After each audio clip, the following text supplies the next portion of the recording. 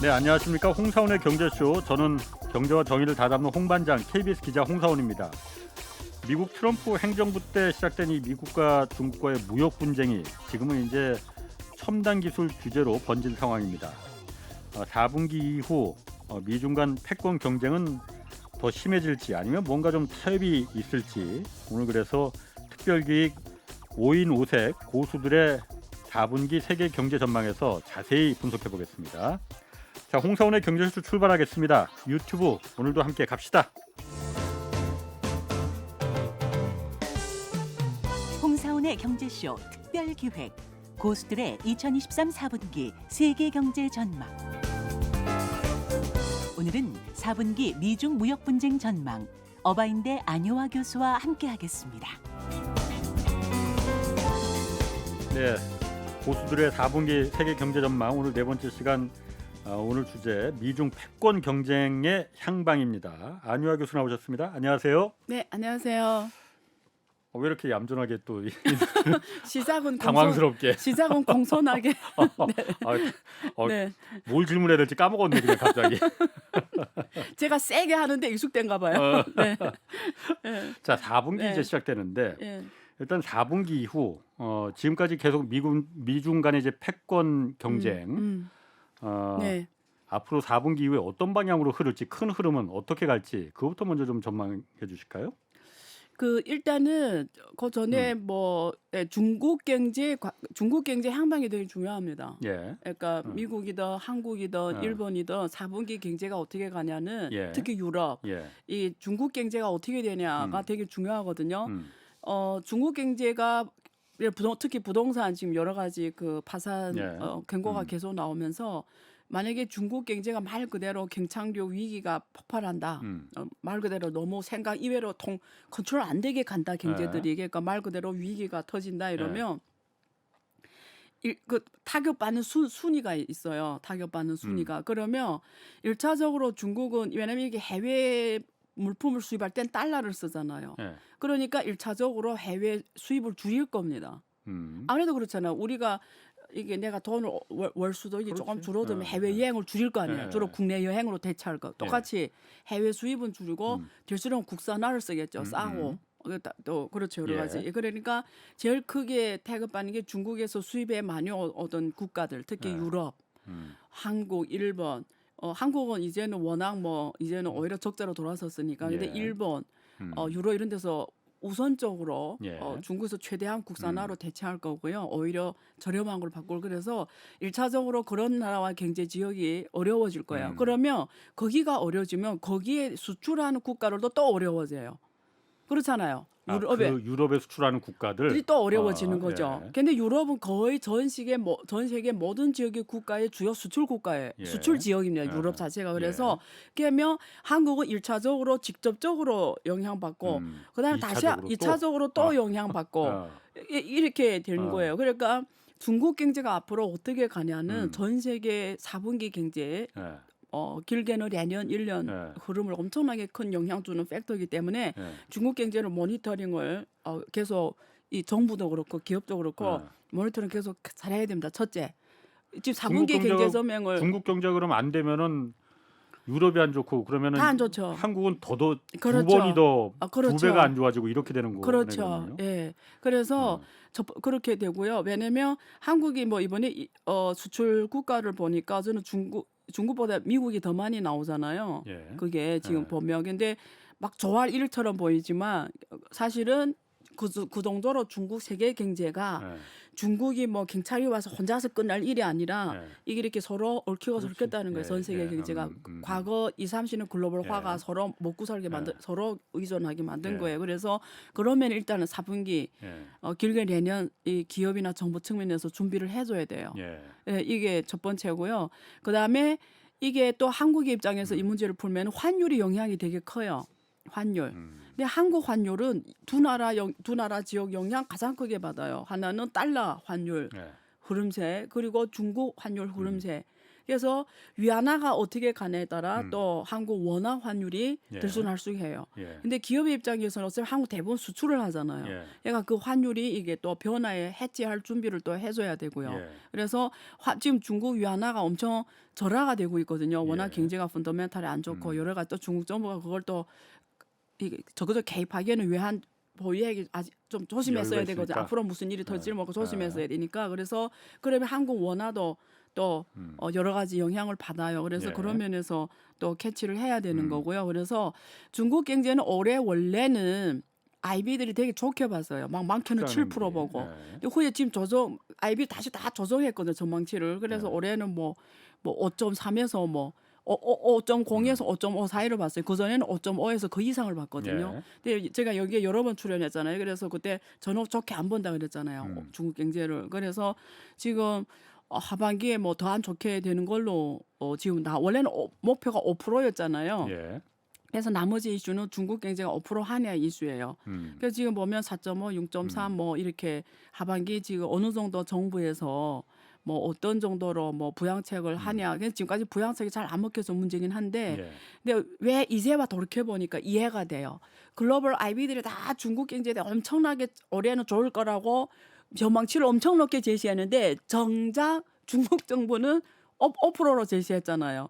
그래서 당시에 질문이 여기 우리 기자님도 그러니까. 질문하셨던 예. 것 같은데 예. 사람들이 그런 게 온 거예요. 왜 전 세계 글로벌 다 중국 경제는 오히려 좋다고 봤는데 정작 중국 당국 양회에서 5%로 제시했냐. 이제 읽히는 거죠. 중국 경제는 중국 정부가 제일 잘 알 거 아니에요. 그러니까 5%는 목표라는 거죠. 말 그대로. 예. 아 중국 정부 입장에서는 5% 해도 괜찮다 이렇게 생각하는 뜻이죠. 그러면 자칫하다가는 안 될 수도 있고, 예. 그러니까 그런 걸 다 준비하는 차원에서 5%로 제시한 것 같아요. 그래서 하반기 가장 큰 이슈는 중국 경제가 특히 부동산, 예. 지방정보 이 플랫폼 경제가 정부 정책이 먹혀들어서 연착륙 한야가 되게 중요하고요. 그 다음에 또 미래 산업 쪽에서 성장이 중국이 지금 되게 잘 되고 있어요. 또 그나마 예. 굿뉴스. 예. 신재생이라든 미래산업 다 잘 되고 있거든요. 성장률이 20-30%거든요. 예. 그런 거 보면 또 어쩌면 또 굿뉴스. 예. 그게 또 산업 체인이 친환경 쪽은 엄청 제가 지난주에 중국 갔다 왔는데 중국이 모든 정부 기업의 포커스가 친환경에 맞춰져 있어요. 정말 철저하게 하더라고요.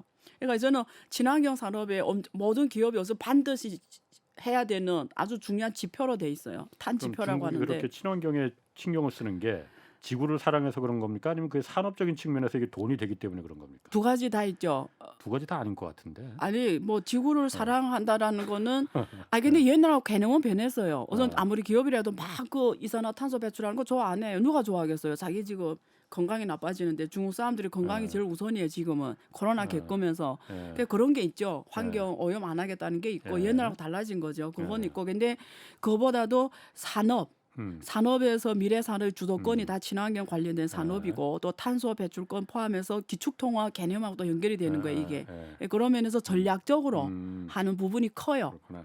원래는 그거 아세요? 원래는 친환경 탄소 배출권 이슈는 원래 중국을 죽이려고 했던 거였어요. 그렇죠. 원래는 그 원래. 서방 세계가 그걸 제기한 이유는 그래서 오히려 중국이 반발이 컸지. 반발이 엄청 컸고 후에 그다음에 시진핑이 어느 순간 갑자기 적극적으로 나와서 우리도 원래는 처음에 반발했어요. 얘네 선진국인 얘네 먼저 다 오염시키고 왜 우리 보고 우리 부담해라냐. 이제 좀 해보려고 하는데. 해보려고 하는 이러다가 어느 순간 엄청 적극적으로 나가는 거예요. 그냥 그게 다 벌써 중국은 전략적 사고를 주로 해요. 그러니까 거기에 이미 전략적 포지션이 깔려 있다는 거죠. 그 탄소를 통해서 돈을 벌 수 있는 옛날엔 그게 유럽이 돈을 벌려고 유럽만 돈을 벌 줄 알았는데 중국이 생각해 보니까 중국이 이거로 돈을 탄소로다가 돈을 더 벌 수 있겠다 이렇게 판단했었다 이거죠. 맞아요. 자, 그 얘기는 그렇고 처음에 어쨌든 제가 드린 질문은 맞아요. 뭐였죠? 중국 경제가 이렇게 좋아지면은 미중 간의 패권 경쟁이 중국 경제가 좋아지면 패권 경쟁이 더 심해집니까? 아니면은 중국 경제가 약해지면은 이게 패권 경쟁이 좀 약해지고 어떤 그 연관관계가 있을 것 같다는 느낌이 들거든요. 그래서 미국 입장에서 이 문제를 보면은 좀 딜레마에 빠졌어요. 미국의 입장에서는. 왜냐하면 이게 확실한 거는 나와 있어요. 이게 제가 뭐 여기서 여러 번 방송하다 보니까 제가 옛날에 양전이라도 표현했고 양전. 쿨워라고 예, 예. 표현했고 그거 뭐냐면 좋았다 나빴다 하는 걸 음. 반복해서 갈 거다. 예. 냉전도 아니고 열전도 아니다. 근데 지금 열전의 위험이 커지긴 해요. 열전은 전쟁이란 말이에요. 예. 그 리스크는 제가 올라가고 있어요. 아직도. 진짜 전쟁을 말하는 건 아니죠? 진짜 그게? 전쟁을 말해요. 아, 그래요? 그걸 그 열전이라고 해요. 열전. 어. 근데 원래는 그게 제가 거의 안 고민 안 해도 되는데 네. 지금 요즘 조금 생각 조금 바꾸기 시작해요. 그 열전의 대상이 타이완을 말하는 거예요? 그럼 어디 혹시? 그래서 제가 이 책에 더 플로란 책에 제 책을 읽지 않으니까 지금 문제잖아요. 아, 거기에 이게 질문이 그게 아니 나하고 대화하면 책을 기본 읽고 제가 그 기사님 쓴 책 다 읽었잖아요. 그때 그 책을 제 책은 다 읽으셨어요? 제칠 광고 제가 줄을 막 치면서 읽었어요. 제가 반성문 쓸 테니까 대신. 그래서 그게 제가 이런 제목이 테마는 제2의 우크라이나 될 것인가 그걸 다루고 있습니다. 예. 그래서 무슨 말이냐면 어쨌든 오늘은 뭐 주제 그게 아니기 때문에 얘기 안 하고 자 그래서 근데 중국하고 말 그대로 처음에 디커플링이잖아요. 예. 그러니까 유럽도 협조를 잘 안 하고 예. 부담스러워하고 이러니까 디리스킹으로 가버린 거잖아요. 그 말은 벌써 뭘 말하냐면 안 된 중국을 떠날 수 없다라는 거예요. 그렇지 않으면 디리스키란 말을 표현할 이유도 없어요. 근데 왜 떠날 수 없냐를 보면 그거는 확실해요. 중국에서 생산하지 않으면 안 되는 것들이 너무 많아요. 첫째. 두 번째, 중국이 이미 첨단 산업에서의 상당부 원재료를 자국 내 혹은 그 광산들을 이미 다 그 오너가 다 중국을 만들어 놨어요. 우리 말하는 지금 미래 첨단 산업에 들어가는 배터리를 포함해서 들어가는 그 원자력 광산 거의 중국에 다 의존해야 되는 상황이에요. 그런 것도 있고 그리고 이게 중국이 싸게 만드는 걸 미국이 수입을 안 하면 고인플레이션 문제는 해결할 수가 없어요. 자기네 훨씬 더 대가가 더 커요. 예. 그러니까 이게 미국 정부 입장에서는 결국 이번에 지금 인플레이션 감축법, 반도체 지원법이 지금 다 1주년 되잖아요. 그런데 데이터를 보면은 뭐 어떤 언론에서 나왔던데 이 미국하고 중국과의 데이터 무역 관계를 보면 조금 줄었어요. 많이 팍 든 건 아니에요. 조금 줄었어요. 조금. 근데 미국이 베트남의 무역이 확 커졌어요. 미국하고 베트남 무역, 미국하고 뭐 인도, 미국하고 뭐 아시안 국가 무역이 많이 커졌어요. 근데 더 놀라운 데이터는 마치 데이터적으로 미국이 캐나다, 멕시코에서 많이 더 무역이 커졌어요. 옛날부터 원래 미국의 제1 수입국은 캐나다하고 멕시코예요. 원래 가까운 나라하고 장사하고 먹고 살거든요. 근데 더 커졌어 지금. 그래서 미국의 제1 수출국 수입국 대상이 다 멕시코하고 캐나다예요. 그다음에 아시안이에요. 근데 자세히 들어가 봤더니 중국하고 미국이 직접적인 무역 관계는 줄어들었는데 무역 규모 이렇게 조금씩 줄어들었는데 미국하고 베트남 무역이 확 늘어났어요. 근데 더 놀라운 일은 중국하고 베트남 무역도 확 늘어난 거예요. 중국하고 베트남하고. 네, 지금 이해가 됐어요. 봐봐요. 미국하고 베트남 무역이 확 늘어났는데 베트남하고 중국 무역 확 늘어났다는 건 뭐예요? 베트남이 중국에서 다 가져와 갖고 미국한테 파는 거구나. 절차만 하나 더 많아진 거예요. 근데 더 비싸졌네 그러면은. 그렇죠. 그러니까 뭘 말해요? 돌아갔을 뿐이지 어차피 거기로 갔다라는 거예요. 근데 이게 베트남만 그 데이터 아니고요. 인도네시아, 똑같아요. 그걸 뭘 말하는지 알아요? 거기 이번에 가서 조사를 해봤더니 베트남 10개 기업에 6개 기업이 오너가 다 중국 기업이에요. 그러니까 대미 수출을 제일 많이 하는 6개 주인이 중국. 그러니까 무슨 말이에요? 맞아요. 결국은 지금 한국에도 새만금이나 이런데 배터리 공장에 지금 중국 기업들 들어와서 지금 엄청 중국에서 직접 미국에 수출할 수는 없으니까. 지금 공장 하겠다고 땅 달라고 그러잖아요. 그러니까 돌아가게만 한 거지 본질을 안 변해. 왜? 중국을 대체할 국가 없는 거예요. 글로벌 공급망에서 중국을 말이 디리스킹이 좋지 실제적으로는 힘들고 비용만 더 그래서 그 비용을 추산했잖아요. 그것 때문에 더 추가적으로 전 세계 부담하는 비용이 지금 뭐 정확한 계산은 어렵겠지만 이게 코스트가 엄청 올라가는 걸로 지금 사람들 보고 있잖아요. 올라갈 수밖에 없잖아. 관세가 2번 들어가잖아요. 이렇게 가다 이렇게 가고. 결국 중간에 하나가 더 생겼으니까. 그러니까 이게 결국 그 코스트를 전 세계가 떠안을 수밖에 없고 물건값이 들어갈 수밖에 없잖아요. 결론적으로는 글로벌 공급망에서 이 어떤 중요한 역할을 하던 생산 공장 중국을 대체하는 거는 짧은 시간에 지금 뭐 앞으로 1년, 5년 사이에 이루어지는 일이 아니고 한 10년 거쳐서 길게 이루어져야 되는데 오히려 어쩌면 인도나 베트남 이런 데서 자국 중국 정도로 생산 공장 역할을 해주면 빨리 매입이 기술력이 올라와주면 매입이 중국을 정말 말 그대로 디리스키 그러니까 원래 중국에서 중국 100% 없이도 할 정도로 뭐 굳이 다 중국 아니더라도 여기서 돌아갈 수 정도로 하려면 시간이 굉장히 오래 걸린다. 저는 7년 미니멈 아주 잘 봐서 그러니까 정말 미국 쪽에 유리하게 봐서 7년 실제는 10년은 그냥 금방 갈 거다. 그러면 안 교수님이 보시기에 미국이 지금 그 패권 경쟁을 하는데 중국이 그만큼 잘 대응을 하고 있다, 영리하게 이렇게 보시는 거예요? 그러면? 중국은 사실은 머리가 좋았던 게 그 전에 이미 배진을 해놨어요. 만약 지금 딱 맞은 다음에 했으면 늦었을 거예요. 근데 중국이 이게 중국 다른 나라 걸 잘 배우고 있어요. 경험을 위기 이런 거. 과거 일본과 한국이 이런 경험을 걸 많이 배워요. 미국이 어떻게 했더라라는 걸. 이런 거 그걸 미리 다 그러니까 중국 사람 뭘 잘하냐면. 중국은 항상 두 번에 100년을 얘기하잖아요. 두 번에 100년을. 두 번에 100년. 그러니까 공산당 설립 100년, 중화민국공화국 설립 100년. 근데 한국에서 누가 두 번에 100년을 얘기하면 뭐 독립의 세계에서 100년 동안 뭐 이런 얘기 한 적 없죠. 그러니까 무슨 말 하냐면 제가 뭐 한국을 뭐라 하는 건 아니고 사고방식 다른 걸 말해주는 거예요. 중국은 이렇게 문제를 볼 때 오늘 내내 후년을 보는 게 아니라 100년을 보고 한다라는 거예요. 그러니까 전략을 짜는 거예요. 그건 전략 문제예요. 전술이 아니고. 그러니까 1대1로도 그런 측면에서 위안화 국제화도 그런 측면에서 이런 거를 다 한 거예요. 근데 뭘 늦게 했냐면 거기에 실수한 거예요. 중국이 다 준비하고 갔는데 이게 미국하고 너무 친하면 무슨 문제냐면 중국은 자체적으로 기술 개발 안 하려고 해요. 기술 개발이 힘들잖아요. 그러면 사오려고 해요. 그게 제일 빠르잖아요. 그래서 그동안 중국 기업, 중국 정부가 열심히 했던 게 뭐냐면 유럽하고 미국 가서 기술을 사오는 일이에요. 심지어 미국의 모든 대학의 연구소에 다 펀딩해줬어요. 중국 자본이 거기 기술을 그 성과를 상용화시키려고. 그게 어쩌면 실수였죠. 원래는 그렇게 친하게 지낼 때 덜 의존하고 자기 개발하면서 지금 막고 하지 말고 했으면 매입이 반도체도 이미 지금 했을 수도 있는데 돈이 많으니까 빨리빨리 사오고 그다음 중국 시장이 크니까 중국에 상용화시키고 확 하는 게 너무 빨리 돈이 오니까 자본가들이 거기에 묻혀버린 거죠. 그러니까 국가가 자체 개발, 영에서 일을 만드는 무에서 유를 만드는 노력을 원천 기술 개발을 안 했던 거죠. 그게 지금 미국이 딱 때리고 이제와 하자니까 동맹국을 압수화하니까 가는 곳마다 지금 다 이렇게 지금 뭐 막히는 거잖아요. 그게 지금 중국에서 다른 건 다 잘 대응을 했는데 그 부분이 지금 딱 거기서 원천 기술 미국한테 개발. 지금 약점을 잡혔다. 그게 왜 그러냐면 자본의 속성 때문에 그래요. 자본이라는 거는 단기를 추구해요. 이익 극대화예요. 이익 극대화. 국가 민족을 우선 고려하는 게 아니라 자본의 속성은 내 이익 극대화. 그리고 짧은 시간에 성과를 내려고 해요.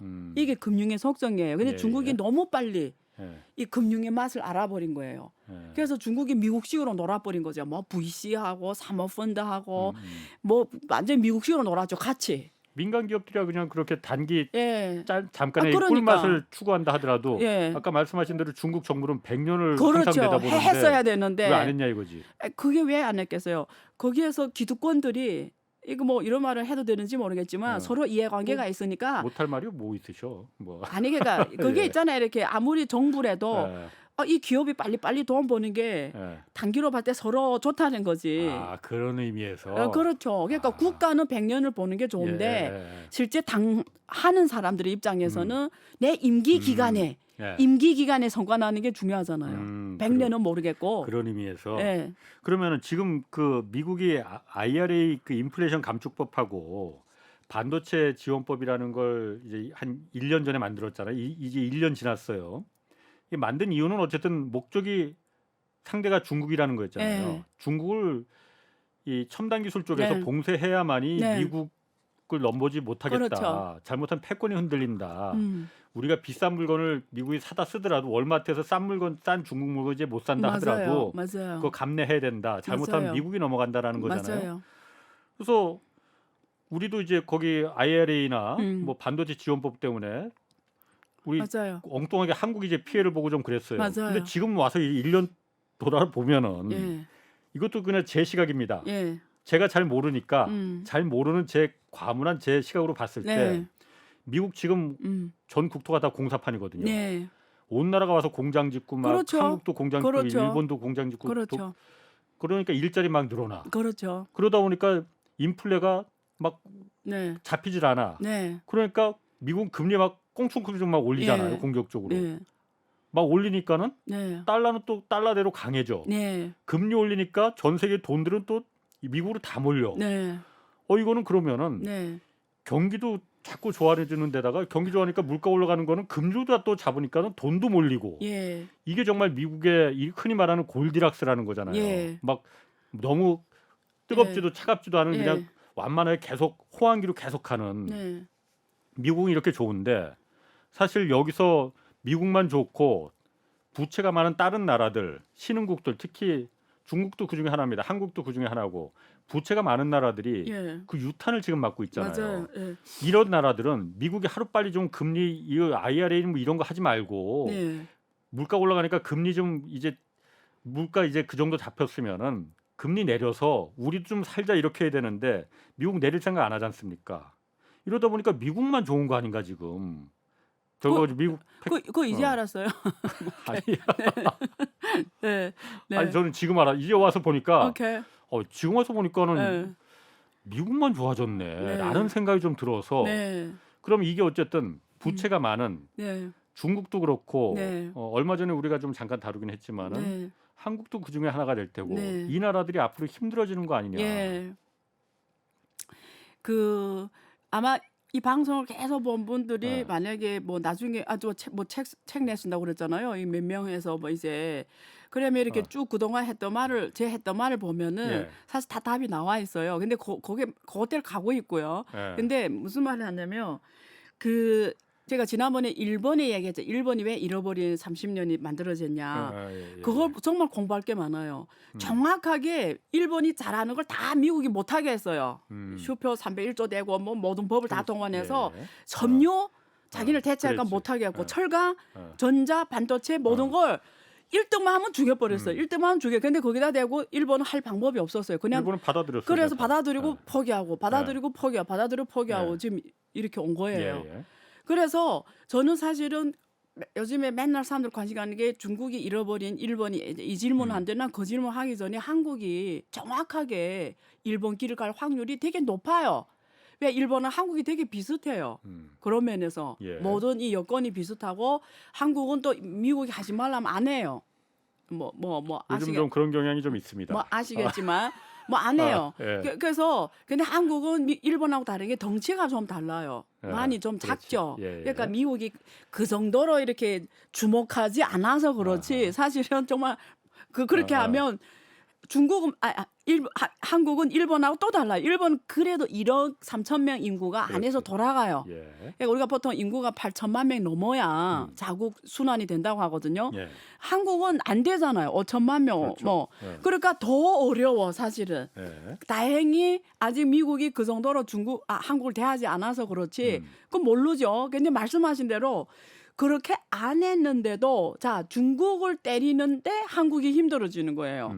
그 이유는 말한 대로 이 큰 환경에서 흐름 속에서 미국은 옛날에 일본 대할듯이 다 나왔어요. 자기만의 생각한다는 거. 자기만 생각한 거잖아요. 예. 결론은. 왜 일본이 하는 걸 왜 다 죽이고 못하게 하냐고. 그러니까 시장 경제하면 무조건 안 되는 거예요. 시장 경제. 당시에 제가 재밌었던 게 당시에 그 일본이 전쟁 폐허가 된 다음에 다시 막 산업을 발전시킬 때 월급이 $30밖에 안 했어요. 월급이. 예. 근데 당시에 미국 노동자들이 $150 받았어요. 그런데도 거리에 나가 시위하거든요. 거리에 나가 미국 노동자들이. 예, 시위하. 근데 일본은 $30 주는데도 밤낮으로 일하는 거예요. 그러니까 경쟁력이 이길 수 없는 거예요. 질 수밖에 없는 거 미국이. 그러니까 그럴 때는 어떻게 슈퍼 301조 동원해가지고 덤핑을 때리고 이거 강제로 시장 원리 아니고 해버리는 거죠. 그러니까 마음대로 죽일 애들 마음대로 죽여버리죠. 왜? 미국이 주요 시장이었으니까. 예. 미국이 주요 시장에 거기다 수출 안 하면 발전할 수 없으니까. 예. 그때는 주로 미국이 주요 시장, 후에 유럽 뭐 이렇게 됐잖아요. 그러면 지금 상황이 또 똑같이 연출한 거예요. 중국하고 시장 지금 시장 원리로 했잖아요. 원래 시장 원리로 막 공평하게 막 그때 일본이 지금 중국으로 온 거다. 예. 그렇게 해봤는데 이 중국 사람들이 지금 월 소득이 옛날에 리커장 총리 말한 것처럼 전유안이라고 그랬잖아요. 원화로 $17였잖아요. 아니, 원화로 17만 원. 달러로 하면은 한 200달러 뭐 안 되는 예. 그걸 받고도 밤낮으로 일하는 사람인 거잖아요. 근데 미국은 지금 월급이 얼마예요, 지금. 이게 지금 상대가 안 되지. 계산이 안 예, 되잖아요. 예. 이게 하면 말 그대로 공평한 무역 이거 하면은 다 중국 거 쓸 수밖에 그렇지. 없어요. 예. 근데 미국만 대체한 게 아니고 중국의 모든 제품들이 일본 대체해버렸고 일본이 그래서 잃어버려 30년이 시작된 거예요. 예. 후에 중국이 다 대체해버린 거예요. 아시안 시장에서 다 일본을 기업들을 대체해버린 거. 근데 지금 이제는 한국도 다 대체해버리는 거잖아요. 예. 왜 못 이기는 거예요. 이게 원가 싸움에서. 아. 이길 수가 없는 거예요. 예. 그게 원래 시장 원리대로 하면은 다 중국 거 써야 답이 되는 거예요. 근데 그런데 중국 사람들이 싸게만 만드는 게 아니라 또 머리가 또 비상해가지고 이거 심지어 걔네보다 더 첨단을 만들어내. 제가 지난주에 중국 갔는데 깜짝 놀랐어요.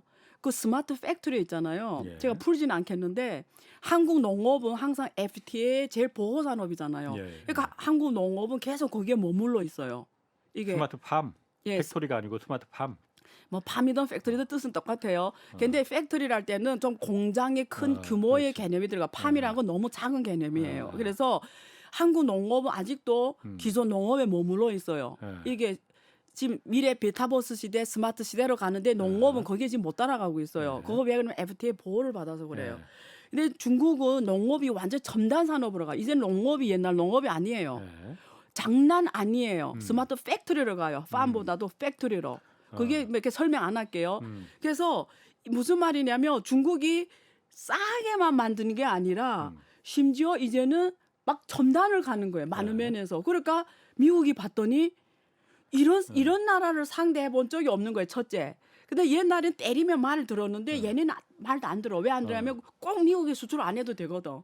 왜? 그렇지. 자체 시장이 있으니까. 예. 그러니까 이게 무슨 슈퍼 300 이렇게 먹히지 않는 거예요. 지금. 자, 그래서 지금 아예 지금 트럼프 때 한번 해봤는데 그게 잘 안 먹혔어요. 안 먹혔죠. 오히려 무역이 최대로 미국만 손해를 봤어 그때. 예, 2021년에 최고치를 심지어 무역 규모가 최고치를 찍었어요. 2021년에. 네. 그러니까 안 먹히는 거 무역 전쟁. 네. 자, 그러니까 기술 전쟁 하는 거예요. 기술 전쟁 하는데 혼자 해서는 안 되는 거야. 음. 중국을 어떻게 할 수가 없어. 그래서 동맹을 끌어들였어요. 다 동맹을 끌어들였죠. 그래서 이제 말한 거죠. 동맹 끌어들였는데 그냥 같이 위너가 돼. 서로 나눠 먹게 해야 되는데 아니에요.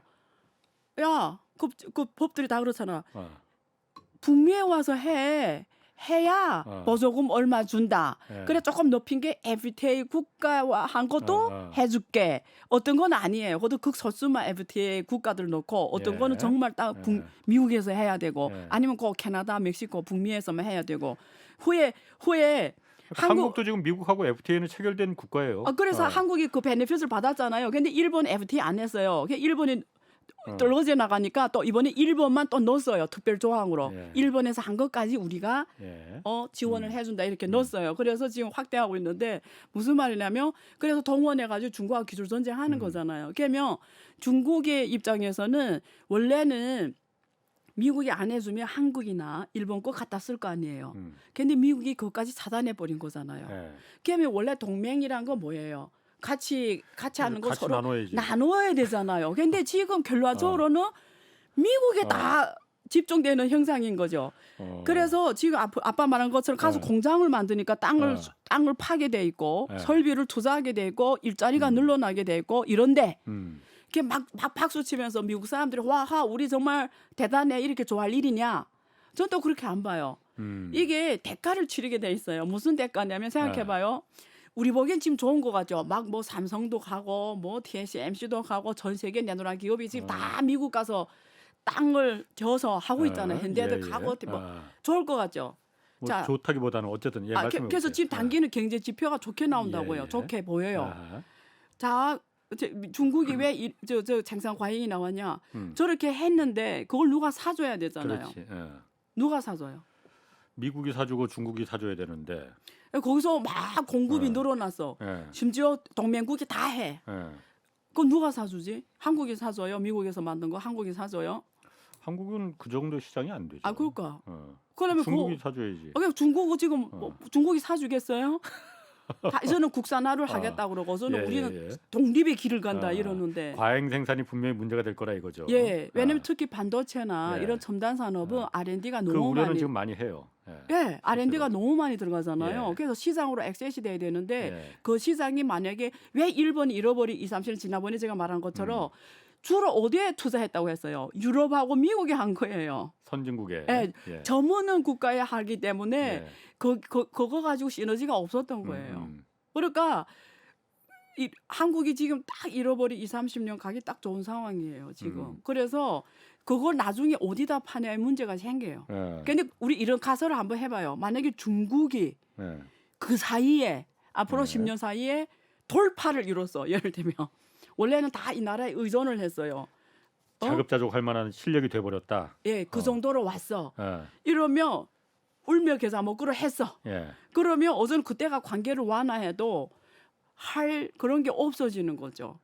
그래서 그때 이제는 관계 완화가 안 됩니까 그러면은 해줄 이유가 없나 중국 입장에서는? 없죠. 이거 자기들로 다 공급이 되는데. 아. 근데 그 사람들이 죽어도 중국은 반도체가 안 돼. 예. 반도체가 안 돼. 못 해. 예. 근데 나는 전문가 아니에요. 반도체에 대해서. 어려워요. 제가 예. 몇 번 공부를 했었는데 예. 제 공대생인 것도 어렵더라고요. 예. 여기다 뭐 결론 내기는 힘들어요. 예. 근데 그거는 제가 알고 있어요. 역사는. 일본이 한국이 죽어도 못 한다고 했어요. 과거에 한국의 반도체는 안 된다 예. 했는데 그래서 실제로 일본이 쉽게 한국의 기술을 넘겨줬어. 또. 예. 어. 그렇죠. 미국에서 일본이 원래 쉽게 또 기술을 받았고. 원래 대만 주려고 했는데 예, 예. 그게 한국에 온 건데 예, 예. 그러니까 사람 일을 모르는 거죠. 아, 모른다. 예. 중국이 자립할 수도 있다. 반도체나 이런 첨단 기술에서. 나 그게 왜 가능하다 보냐면 아니 뭐 가능할 수 있습니다. 아, 결국 사람 예. 만드는 거잖아요. 예. 그러면 국가를 못하게 하지만 사람은 뭐 제어를 못하잖아요. 아니 그러면은 그거는 이제 그 뒤에 예. 뭐 가봐야 될 일이고 음. 그렇다고 해서 한국이 지금 어쨌든 그 미중 패권 경쟁 이후에 또 더군다나 러시아가 우크라이나를 침공하면서 결정적으로 야 이제 세계화는 끝났다. 이념을 기준으로 해서 네. 블록을 딱 만들자. 네. 이념이 기준이 된 블록 맞아요. 경제가 다 돼버렸잖아요. 예, 이번에 뭐 또 그래서 예. 어쨌든 얼마 전에 우리 한미일 정상회의에서도 그렇고 맞아요. 중국을 딱 적시해서 맞아요. 저기하고 놀지 말자. 우리끼리 똘똘 뭉쳐서 우리끼리 지금 잘 살고 잘 살자 그렇죠. 했는데 이걸 갖다가 이미 세계가 경제가 그렇게 블록화 돼버렸는데 예. 한국이 예전처럼 예.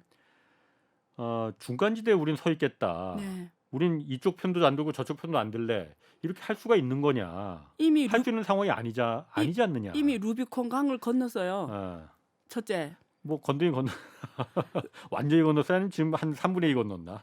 저는 건넜다고 생각해요. 왜 완전히? 그러냐면 예, 옛날에도 이런 일이 있었어요. 이 예. 정권이 올라오면 예, 예를 들면 이명박 정부 때 예. 주로 친미를 했지. 거의 중국하고는 거의 뭐 사실은 예. 관계가 꽝이었죠. 어, 어, 어. 그런 정부가 있었어요. 그리고 예. 또 뭐 이 사람이 올라면 이렇게 조금 더 뭐 균형, 예. 친중은 아니더라도 균형 예. 예.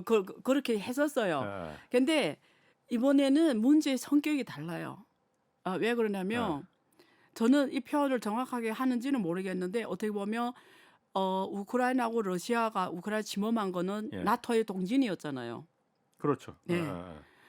근데 이번에 그 나토가 뭐 일본에 뭐 사무소 만들고 어쩌고 이렇게 나토가 동북아로 온 거거든요. 예. 어떻게 보면 동북아로 온 거거든요. 그러니까 거기에 제일 앞장섰다라는 거죠. 나토가 동북으로 왔다는 표현이 그러니까 한국 이게 일본- 조심스러운 표현이에요. 아. 그러니까 정확하지 않을 수 있어요. 예. 근데 이게 아. 뭐라 해야지 느끼기에 느끼기에 이- 그런 그냥 다른 말로 어. 할게요. 이렇게 표현 안 하고 다시 버리고 음. 앞에 표현을 확실한 거는 누가 봐도 안보에서 음. 이 세 나라는 같이 가는 게 딱 정해졌잖아요. 그렇죠. 이미. 중국도 적시했어. 그렇죠. 그러니까 안보에서 같이 갔다라는 거는 결국 핵심 군사잖아요. 그렇죠. 예. 그러면 이제는 앞으로 어떻게 전개되냐면 원하도 원하지 않던 세계 냉전의 최전선에 한국이 온 겁니다. 그 중심에 뛰어드는 건 예. 맞습니다. 예. 이건 이미 사실이에요. 팩트예요. 그러니까 냉전이 시작됐다고 했을 때 최전선이 온 거예요. 예, 예. 이건 돌이킬 수 없는 거예요. 그러니까 이제는 이렇게 갈 수밖에 없는 거예요. 우리가 안 뛰어들 수도 있었습니까? 그럼 안 교수님이 보시기에? 그거는 되게 정치적인 사실은 이슈 돼서 예. 좀 민감해요. 곤란하시면은 얘기 안 하셔도 되고. 예. 그래서 그거는 좀 생각을 해봐야 되는 문제인데 역사가 답을 나중에 해주겠죠. 왜냐면 이게 잘한 것일 수도 있고. 알겠습니다. 그러면은 네. 뛰어들어서 한국이. 네. 그래서 그 다음에를 이어가셔야 되는데. 그 다음부터 걱정이 오는 게 만약에 이 동북아가 지금 냉전의 중심에 와버렸잖아요. 예. 동북아라는 게 주로 한국, 일본이지 뭐. 한중일이잖아요. 예. 이게 지금 역사의 소용돌이의 중심에 왔어요. 예. 중심에. 예. 그러면 여기서 어떤 일이 일어날지 지금 한 치 앞도 지금 전망이 안 돼요. 예. 솔직하게 말하면. 예. 솔직하게 말하면. 우려 수준으로. 아까 처음에 말씀하셨던 예. 그 더 플로 책에서 쓰셨듯이 예. 여기서 전쟁 터질 수 있다. 저는 그런 날이 없기를 지금 매일 기도합니다. 매일 기도하는데 저는 예. 약간 너무 나가신 것 같은데. 아니에요. 그러니까 안 발생해야 돼요. 예. 절대. 그 전쟁이 나서 누가 이득이라고? 그건 난 모르겠고 이득을 얻는 사람이 있어야만이 전쟁이 예를 들어서 발생할 거 아니에요. 그러니까 그러면 또 막 이상한 데를 가버리니까 론점이 예. 스톱합시다 여기서. 예. 근데 예. 제가 시 200 예. 대교조에 당나라시 200을. 예. 근데 오늘 오다가 우연히 이 시를 봤어요. 이 시가 이게 중국어로 읽으면 좀 멋있어 보일까? 어쨌든 제가 의면 해석해 드릴게요. 이 시를 고문을 배운 사람 다 아는 시예요. 长风破浪会有时直挂云帆济沧海. 무슨 말이냐면 이게 중국을 말하는 거예요. 예. 지금 미중에 이 문제를 다루고 있으니까 지금 막 파도가 엄청나게 치고 있어요. 예. 엄청나게. 그러면 왜냐면 내가 한국이 좀 이거 한테 말해주고 싶은 거예요. 우리가 우리 주체들이 알면 그러니까 막 이게 큰 바람이 불어서 막 파도가 막 집을 뒤집히는 크게 치는 데서 나는 당당하게 돛을 달고 바다로 행한다라는 거예요. 이 200씩을 좋아하는 이유가 장면이 되게 거대해요. 이게 이 사람이 스케일이 크다 이거죠. 스케일이 커요. 지금 그게 그 세상에 온 겁니다. 그러니까 뭐냐면 지금 큰 바람이 불어서 산더미 파도가 지금 일고 있다라는 거예요. 아까 내가 뭐 전쟁하면 산 이상하게 보니까 전쟁 얘기를 말 안 할게요. 거기 나도 뭐 전문가도 아니에요. 군사전문가도 아니고 말하는 자체가 안 맞거든요. 근데 인정하든 안 하든 장풍 퍼랑 얘가 이 집을 삼킨 파도가 일고 있다라는 거예요. 그럼 파도 안에 우리가 들어와 있는 거고. 그 소에 지금 들어와 있어요. 자, 이럴 때 어떻게 우리가 대응하냐는 내가 파도에 삼켜버릴 수도 있고 아니면 지과 윈파 지창하이 이렇게 산더미가 올 때 내가 당당하게 나만의 그런 걸 덫을 딱 올리고 과감하게 나가면 새로운 바다가 열린다라는 뜻이거든요. 뭐 알아듣겠죠? 저한테 왜 그 얘기를 하시는 건지. 한국의 이제는 정부, 한국의 기업, 한국의 조금 이념 있는 개인들은 이제 이 미중의 문제를 좁게 보면 안 된다라는 거예요. 큰 시야로 봐달라는 뜻에서 말을 한 거예요. 우리만의 돛을 그럼 올리라는 얘기예요? 네, 그 뜻이에요. 그래서 그다음에 우리만의 돛을 올렸다가 그 집채 많은 파도에 캠프치 없으니까 아니, 내가 오늘 오면서 요 얘기 꼭 해주고 싶어서 그다음에 하나 준비하셨구나. 하나 더 있어. 이것도 200시인데 이 사람이 유방당할 때 유방당했어요. 이게 유배당할 때. 근데 풀려나요 후제. 그러면서 자기 고향으로 돌아가면서 울픈 시인데 아니 이거 보고 지금 중국의 상황하고 너무 맞아서 또 말하고 싶었어요. 이게 뭐냐면 两岸猿声啼不住轻舟已过万重山. 무슨 말이냐면 다 배를 타고 쫙 이렇게 옆에 높은 산들이 있는데 배를 타고 딱 고향으로 가잖아요. 그러면서 이 시를 읊은 거예요. 근데 뭐냐면 양쪽에서 깊은 산에서 막 원숭이들이 그 우는 소리 막 들리는 거예요. 막 이게 세상의 어지러움을 말하거든요. 그런데 내 배는 쉽게 거기를 지나서 완종산 많은 큰 산을 넘었다라는 뜻이거든요. 지금 중국 경제, 중국인, 중국의 사회에 대해서 전 세계가 막 원숭이들이 울듯이 비난, 방해를 뭐 하는데 방해 모든 게 어. 막 울리는데 중국은 네. 아까 우리가 토론했던 것처럼 네. 완종사 엄청난 어려움을 건너면서 이렇게 네. 가고 있는 거예요. 네. 그러니까 시대가 제가 이 두 개를 말해주는 이유는 네. 시대가 이런 시대에 우리가 중심에 있다라는 거를 네. 캐치를 하시고 해지를 하시고 예. 우리 정부, 우리 기업, 예. 우리 투자자들이 예. 여기에서 누구 말에 흔들리지 않는 나만의 스토리와 나만의 전략 시야를 가지고 예? 가야 된다. 너무 쓸데없는 말을 했어요. 아니 뭐 많이 쓸데없진 않았고 많이 쓸데없진 않았는데 왜냐면 자꾸 그런 문제를 물어보니까 근데 나는 내가 보는 세상은 이렇습니다. 아니, 저희는 어쨌든 그 안 교수님이야 사실 예. 한국의 시각, 중국의 시각을 같이 갖고 있는 분이잖아요. 그래서 제가 안 교수님께 이런 다소 곤란할 수 있지만은 네. 그런 질문을 드리는 거거든요. 맞아요. 우리 시청자들이 한국인들이 네. 좀 중국인의 시각이 이렇게 볼 수도 있게 한국인이 이렇게 가야 된다는 걸 볼 수도 있겠다. 예. 물론 그게 안 교수님 말이 다 맞다는 건 아닙니다. 당연하죠. 다 맞다는 건 아닙니다. 당연하죠. 아. 예, 당연하죠. 그 중국에서 이런 시각을 갖고 있다는 것도 맞아요. 참고하기 위해서 제가 맞아요. 자꾸 듣는 거거든요. 맞아요. 자, 그런데 네. 지금 한국이 돛담배를 이 그 집중 하나 파도에서 돛담배를 올리는 것도 좋은데 이미 예. 올렸어요. 한국은 네, 그러니까 네. 올렸지 않습니까? 예, 예. 잘 나가야 되는데 예. 사실 그 같이 돛담배를 뒤에서 그 같이 올렸던 미국하고 일본이 미국이야 뭐 그렇다 치더라도 미국의 어쨌든 고위급 관료들은 지금 중국하고 계속 좀 입장을 좀 약간 좀 누그러뜨리고 있잖아요. 미국은 그렇다 치더라도 일본도 사실은 지금 보면은 네. 한미일 정상회의에서 다 같이 우리 안보도 그렇고 경제도 그렇고 우리 손잡고 꼭 상대는 중국이다 이렇게 했는데 일본도 지금 중일 정상회담 지금 추진하고 예. 고위급 관료들이 계속 맞아요. 만나잖아요. 그게 차이예요. 그러니까 그게 한국과의 차이예요. 네. 그게 한국과의 차이다. 일본이 그렇게 하고 있어요. 그런데 그러면은 예. 그냥 이건 제 시각이 아니고 네. 많은 한국 사람들이 예. 이런 시각을 갖고 있을 수도 있다라는 걸 좀 참고해 주시고 네. 야 미국이 그러면 일본을 예. 좋게 보겠느냐. 네. 한국처럼 가야지만이 우리가 미국에 네. 웃지 마시고 네, 그러니까 네. 제 시각이 아니고 오케이. 네. 일본처럼 가면은 미국 눈밖에 난다. 예. 우리가 미국은 어쨌든 미국의 병풍 뒤에서 같이 도움을 받으려면은 우리만의 돛담배를 완전히 세우지 말고 완전히 세우고 집채만한 파도에 이제 맞서야 된다. 이렇게 생각하는 분들 적지 않습니다. 많죠. 예. 어떤 게 맞습니까? 근데 저가 뭐 맞다고 표현하는 거는 아니고요. 예. 그 어느 선택이든 다 대가가 있습니다. 예. 어느 선택이든 우리 인생도 그렇잖아요. 예. 모든 선택에 대가가 따른다.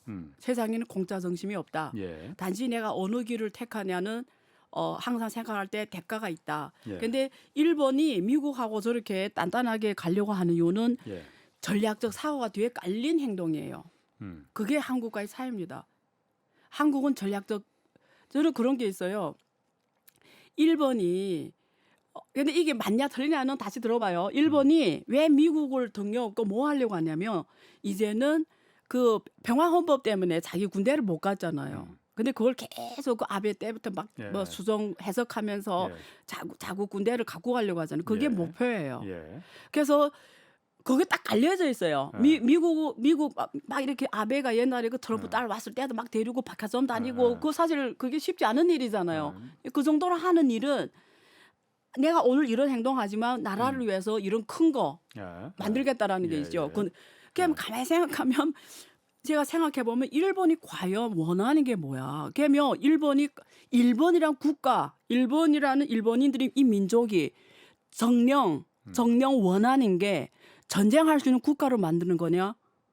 정령 원하는 게 헌법을 고쳐서 전쟁할 수 있는 국가로 만드는 게 정령 그 나라 국가가 가는 길이야? 원하는 거야? 목표가 거기야? 일본인 민족이 정령 원하는 게 전쟁할 수 있는 국가고 그걸 원하는 게 일본이 이 세상에 존재하는 이유인가? 일본 국민은 아닐지 몰라도 그러니까 그걸 질문하고 싶어요. 이 나라 이념과 가치를 어디에다 놨냐예요. 그러니까 일본 국민의 그 이유 그 목적과 일본 예. 정부의 목적은 좀 차이가 있을 수 예, 있습니다. 그냥 난 모르겠는데 예. 그냥 질문하고 싶은 거예요. 도대체 아, 미국하고 이렇게 아. 막 같이 가는 오늘 게. 너무 철학적으로 나가긴 하는데. 그러면 한국, 예. 한국, 한국한테 똑같은 질문하고 싶은 거예요. 아. 자, 미국하고 똑같이 같이 가는 건 나쁘다는 게 아니에요. 예. maybe 이게 가장 좋은 선택이에요. 예. 제가 여기에 대해서 왈가왈부하는 게 음. 아니에요. 그렇다고 뭐 미국하고 안 친하고 뭐 중국하고 친하나 전혀 아니에요. 예. 제 질문은 제가 앞에서 이 시를 읽고 이러는 뜻은 무슨 뜻이냐면 정령 한국 국가란 나라가 어디를 가는 걸 목표로 하냐. 뭐냐. 예. 우리 홍 기자님 인생의 목표가 뭡니까? 아니 갑자기 그냥 예를 들면 굳이 준비 못했던 그냥 제 인생관까지 왜 바꾸시려고 그래. 아니 바꾸는 게 아니고 비슷한 장르의 질문이라고요. 어쨌든 오늘 이렇게 200의 시까지 다 미리 준비해 오신 게 준비해 오신 이유가 있겠네. 예, 그러니까 예. 한국 사람들 좀 정령 원하는 게 뭐냐? 자, 철학은 거기서 이제 끝내야 되는 끝내고, 거고 오케이, 끝내고 오케이. 자, 시간도 얼마 없으니까 예. 미중 어쨌든 패권 경쟁이라는 게 이제 4분기 내년에도 이제 어떻게 될지 모르겠지만 이게 그다지 약해질 것 같지는 않은데 패권의 승패가 나는데 언제가 나긴 날 거 아니에요. 네. 오래 걸리겠습니까? 아니면 단기전으로 끝날 것 같습니까? 저는 단기란 개념을 어떻게 보세요? 뭐 한 2, 3년, 3, 4년. 그건 말도 안 되고 저는 굳이 단기와 중기로 나누면 10년으로 기준을 했으면 좋겠어요. 사실 10년이 장기예요. 솔직히 예, 예. 10년. 예. 우리가 파이낸스에서는 1년 이상이 장기예요. 근데 2, 3년은 당연히 량짠이고요. 량짠. 근데 저는 궁금한 게 그거예요. 앞으로 7년, 10년에 인도 같은 나라가 중국을 대체는 아니더라도 중국에서 100% 생산했던 거를 거의 60% 정도는 인도가 할 수 있냐. 그래서 제가 이번에 안유아 독서 모임 하는데 주제가 이거예요, 사실은. 그러면 세상의 판도가 달라질 수도 있어요. Maybe. 인도가 10년 이내에 중국이 상당 부분 이런 공장 역할을 대체할 수 있냐. 그러면은 중국의 일방적인 패배로 다 끝날 수 있습니다. 빨리. 그러니까 그게 되게 중요한 질문이에요, 사실은. 그런데 그러지 않을 거라 이거죠. 아니, 그거는 지금 펀더멘털이나 지금 그 인도의 정치, 그게 지금 제가 리서치하고 있어요. 제가 또 우리 독서모임 강연 주제기도 해서 리서치 지금 하고 있거든요. 리서치했는데 어쨌든 지금 말하는 뉘앙스로 제가 받아들이기에는 그거 가능하지 않다. 지금까지 인식은 지금까지 괜히 공부하다 보면 또 다른 제 독서 모임에 오세요. 네. 그러면 한번 갈게요. 예. 오늘 여러 가지 예상하지 못했던 질문들이 확 들어와 저한테 들어와서. 오케이. 예. 그러면은 가능하지 않으니까 미국도 그럼 그 부분을 알고는 있을 거 아니에요. 인식하고 있을 거 아니에요. 그러면은 서로 양쪽이 둘이 적당히 타협할 가능성이 있습니까? 제 생각에는 10년 사이에는 타협과 협상과 갈등이 반복될 거예요. 그래서 지금처럼 또 갑자기 지금 만나면서 지금 관계 개선하려고 하잖아요. 이런 양상이 자주 연출이 될 거예요. 근데 그 본질은 안 변하죠. 본질은 뭐냐? 중국이 절대 군사, 기술, 화폐 이런 면에서 미국을 넘어서게는 안 할 거잖아요. 그 본질은 안 변하죠. 그러니까 그걸 위해서 모든 미국 공화당이든 민주당이든 상관없이 그건 어떻게 모든 방법을 동원해서 그런 날이 없기를 노력하겠죠. 그럼 중국이 거기에 대응해서 어떤 전략을 갖고 가냐에 따라 또 중국의 국가 운명이 결정되겠죠. 그러면은 지금 처음에 트럼프 때 이제 무역 분쟁부터 시작해갖고 지금 기술까지 왔단 말이에요. 바이든 행정부에서 무역으로는 안 되겠다 싶으니까 미국이 이제 자신 있는 기술은 니들이 안 될 거야. 그렇죠. 다음은 이제 금융으로다가 아마 번질 거라고 이제 3차 맞아요. 경쟁은 맞아요. 언제 번집니까 이거는? 그것도 제 책 더 플로 다 있는데. 아니 그러니까 제가 반성문하고 독후감 같이 낼 테니까. 그래서 이번에 남은 게 금융 전쟁 그리고 군사 전쟁입니다. 군사는 계속 얘기를 하시네. 아니 그러니까 보통 한 개 국가가 패권 지위를 뺏어가려면 무역 대고 중국 이미 됐어요. 오케이 됐어요. 이미 대체했어요 미국을. 자, 두 번째는 제조업 대국이 돼야 돼. 강국이 돼야 돼요. 표현이 대국이 아니고 강국. 중국 아직 아닙니다. 근데 대국은 맞아요. 세계 생산 공장이니까. 제조업 대국이지만 강국은 아니에요. 여기 지금 한 개. 그다음에 그러니까 기술 패권이 안 돼요. 기술 패권 안 되고. 그다음에 금융, 예. 군사 어쨌든 금융 전쟁이 그렇게 위안화 국제화 음, 뭐 시비리시 이런 얘기를 지금 할 수가 없죠. 없습니다. 예, 그거는 하여튼 네. 그 부분까지 가려면 아직 네. 시간은 좀 걸릴 거라 이거죠. 예. 알겠습니다. 안유아 교수와 함께했습니다. 고맙습니다. 네. 지금까지 경제와 정의를 다잡는 홍반장 홍사원의 경제쇼였습니다.